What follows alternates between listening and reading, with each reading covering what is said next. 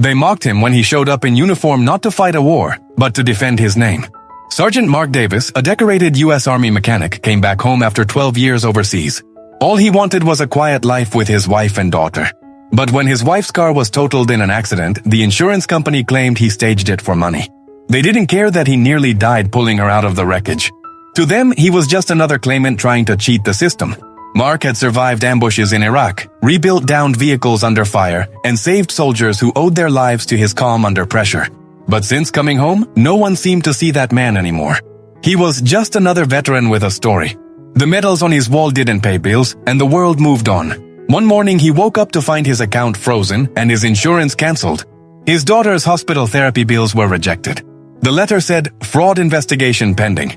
He called, pleaded, explained, but the rep talked to him like he was a criminal. So Mark gathered the evidence himself. He bought a whiteboard, pinned photos, timestamps, dashcam data, and witness statements. Every night he filled the dining table with open files while his daughter colored beside him. When the day of the court hearing came, the room was cold, packed with suits from the insurance company. Mark stood alone, no lawyer, just his folder of truth.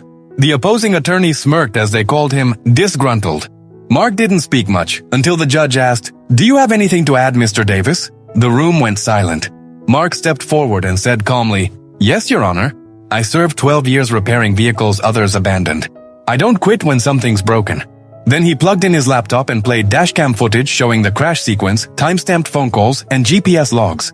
The footage clearly showed his wife's car being hit by a drunk driver whose plate matched another claim the same company had already settled. The lead attorney froze. The judge's expression changed. Within minutes, the fraud case turned into an exposure of corporate negligence. The company's rep tried to object, but the judge's gavel hit hard. Enough.